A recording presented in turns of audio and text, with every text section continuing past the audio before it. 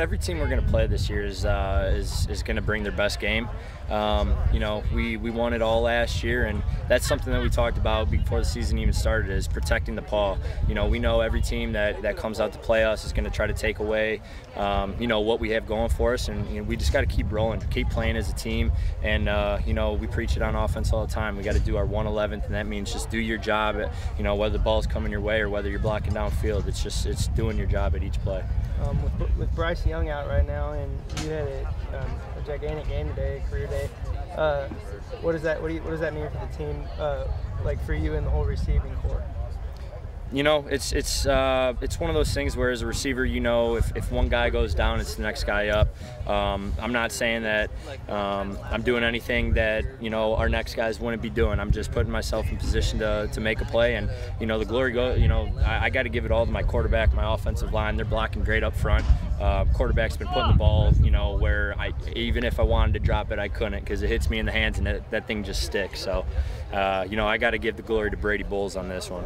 Do you feel like that'll help you guys in the long run with Bryce being out, and then once he does come back, Brady's more familiar with all you guys? Well, I can't wait till he comes back. He's a great guy to have on the field. He brings a lot of energy for our team, and I know he wants to get back more than anybody else, and I can't wait for him to get back, because that's just going to give us another threat down the field, and he's an amazing player. So we all can't wait for him to get back and bring that energy. I guess there's one thing I want to ask. So as Coach talked about after the game, you guys aren't going to be able to win many games with turning the ball over, but you guys are doing that now. How are you guys able to do that? You know what? We're playing great teams right now, and I think the number one thing we got going for us right now is we turn the ball over. Our defense is putting us in great position. Something like that, momentum swings to the other team's direction, and our defense is stopping it completely. So, our defense is playing lights out, best in the nation. Those guys are winning us the football games right now. Offensively, we got to be a lot better. Thanks, Jason. Thank you, guys. Thanks for coming in to today. Did that disrupt your guys' game plan? I know you guys were preparing for a scrambling quarterback out there rushed for 75 yards a day. No, we found out, or at least I found out right before the game, that their quarterback was out, and I know that was a great quarterback that stepped in. To have a backup quarterback like that could, just throwing the ball around is really good. So, no, it really doesn't mess with us too much. You go against who shows up and you play from there. You guys had a ton of 3-and-outs today. You kept the team in the game for the majority of the 3 quarters. Do you give the credit to your guys' front seven for dominating, or do you think it's your DBs as well, and they're not letting anything either? So you guys, what do you think the reason is for the little amount of rushing yards you guys have? It's a combination of both. Our DBs are so good that they're man coverage and they're locking on guys, and the quarterback doesn't have anybody to throw to. And then the front seven, us 4 up front, we're allowed to rush, and we'll have maybe a linebacker spine. So if he does try to escape, there's a guy that's on him, man. And so, it's just a combination of everything that when it comes together, this is what you get. Offense, so how do you explain UCO being in the game for so long? Well, just the turnovers. I don't want to, first off, I don't want to discredit anything they did. I thought that they played really hard today. Like I said, they were shorthanded. They were missing some of their key components. I thought they had a great game plan, and they did today what they've done the last 3 weeks. They've lined up. They've been very fundamentally sound on defense. They're not giving up big plays, which has been something that's hurt them the last few years. They're daring you to consistently try to run the football, and I think their D-line's really good. I think they're good at linebacker, and, man, they were able to cause some turnovers today. And so the turnovers are what really hurt us offensively today. Yeah, the turnovers and a couple missed field goals. But with how good this defense is playing right now, does it almost feel like you have sort of a protective shield going on a little bit? Well, I thought about that, and I think maybe we do, and I think maybe that's a little bit of our problem. I think maybe offensively our guys are so like, oh, don't worry about it, the defense will bail us out, and that obviously that's a terrible mindset to have as a football program. But yeah, I think we've got a lot of confidence in our defense, our offensive kids, our coaching staff, and because they're proving it, and their preparation was really great this week again, and it showed. Yeah. The roster would say that you were a little thin at running back today, but the stats would lie there. talk about your depth right now at running back. You had Falks and Cameron Wilcox both have good days behind Bobby today. Yeah, they. Yeah, I thought they ran really hard. First, Cameron Wilcox, he's been a kid we thought could do it, but the first couple of weeks we had his role a little bit limited.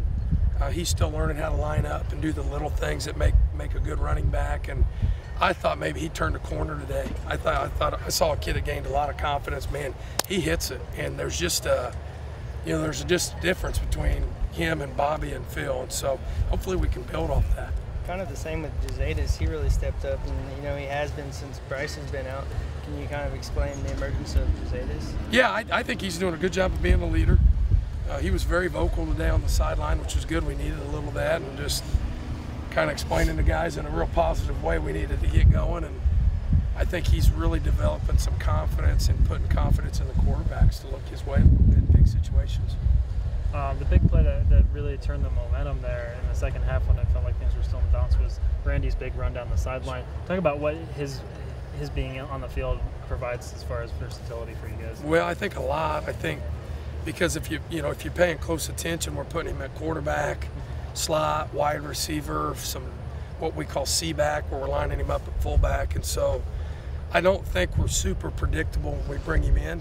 There's a lot of times where we're using him just as much as maybe a decoy as we are the guy, and so he's just got a burst. He's got a speed factor that I honestly thought he was going to go. That was a heck of a play by their kid to track him down. You talked about how good their D-line was, and you talked about it before the game as well. But I felt like Brady had a lot of time today. Was your guys' offensive line stepping up, or do you feel like their defensive line didn't have as good of a game as you thought? No, I think their D-line played really well. With that being said, I thought our offensive guys pass pro'd well. One of the things that we were doing today to try to negate that a little bit is we were chipping with our backs. When they would come through, they'd hit the defensive ends. And we were running what I'd call a lot of max protection, where we were basically keeping 8 guys into pass pro. So our backs had blitz responsibility, the tight ends had blitz responsibility if those guys didn't blitz and they were helping the O-line. So I thought it worked out really well today.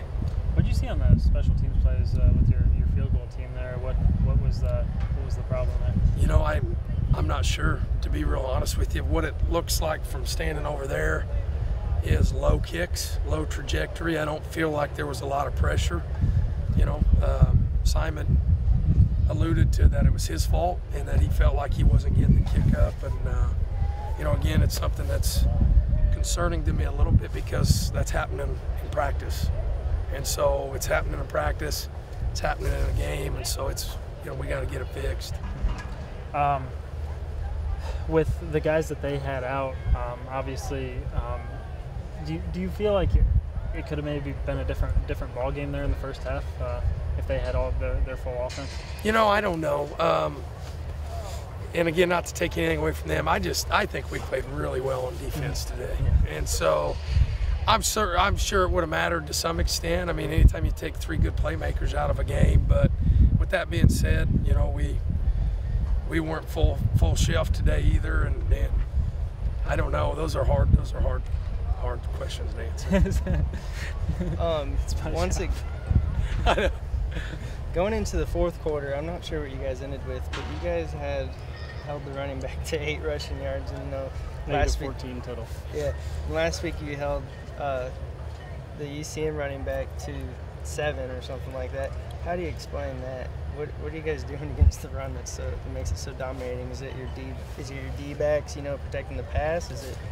I think it's a combination of everything. I think it starts with our kids trust each other, number one. I think they're doing their 1/11th. I think our run fits are phenomenal right now.